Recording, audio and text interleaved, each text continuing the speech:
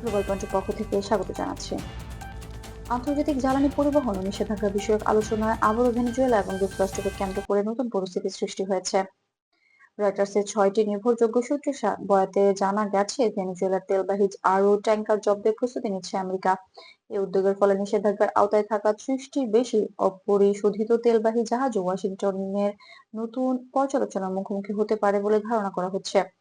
আন্তর্জাতিক সংবাদ মাধ্যম রয়টার্স, বিবিসি এবং এপি নিউজ জানিয়েছে যে যুক্তরাষ্ট্র দীর্ঘদিন ধরে ভেনেজুয়েলার তেল খাতকে কেন্দ্র করে কিছু নির্দিষ্ট নীতি অনুসরণ করে আসছে। দেশটি জ্বালানি শিল্পের স্বচ্ছতা এবং বাজার ব্যবস্থাপনার উন্নয়ন সম্পর্কিত কিছু শর্ত পূরণ না হওয়ায় বিভিন্ন সময় নিষেধাজ্ঞা আরোপ করা হয়। সেই ধারাবাহিকতায় নতুন অনুসন্ধান ও জব্দ কার্যক্রমকে একটি নীতিগত প্রক্রিয়ার অংশ হিসেবে দেখছে আন্তর্জাতিক বিশ্লেষকরা। তারা বলছেন, এটি মূলত নিয়মিত পর্যালোচনার মাধ্যমে আন্তর্জাতিক বাণিজ্য প্রবাহকে নীতিমালা অনুযায়ী রাখার একটি প্রচেষ্টা। অন্যদিকে ভেনেজুয়েলার পক্ষ থেকে পরিস্থিতি ঘনিষ্ঠভাবে পর্যবেক্ষণ করা হচ্ছে।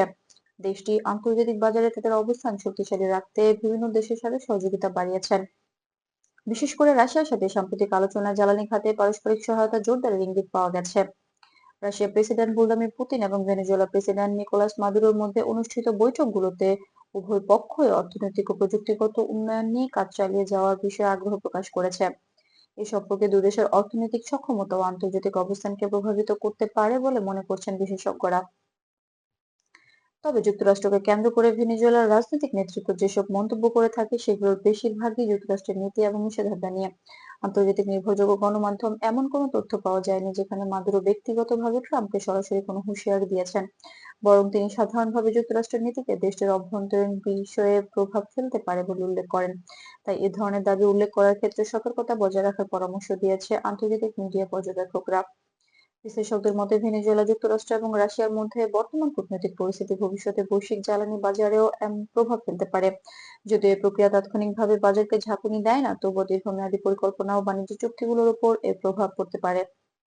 আর তেলবাহী জাহাজ জব্দ সংক্রান্ত যে আলোচনা চলছে, তা আন্তর্জাতিক নিয়ম নীতি সংশ্লিষ্ট সংস্থাগুলোর নজরেও রয়েছে। সমগ্র দৃষ্টিতে দেখা যাচ্ছে, আমেরিকা পরবর্তী সিদ্ধান্তগুলো ভেনেজুয়েলার জ্বালানি রপ্তানি এবং আন্তর্জাতিক বাণিজ্য সম্পর্কের উপর গুরুত্বপূর্ণ ভূমিকা পালন করে। আর ভেনেজুয়েলাও বিভিন্ন সহযোগী দেশের সাথে সম্পর্ক জোরদার করে নিজস্ব পরিস্থিতি স্থিতিশীল রাখার চেষ্টা করছে। এভাবে আন্তর্জাতিক জ্বালানি রাজনীতি নতুন এক পর্বে প্রবেশ করছে, যেখানে বিভিন্ন জোট, সিদ্ধান্ত এবং সহযোগিতা বৈশ্বিক অর্থনৈতিক প্রবাহকে প্রভাবিত করতে পারে।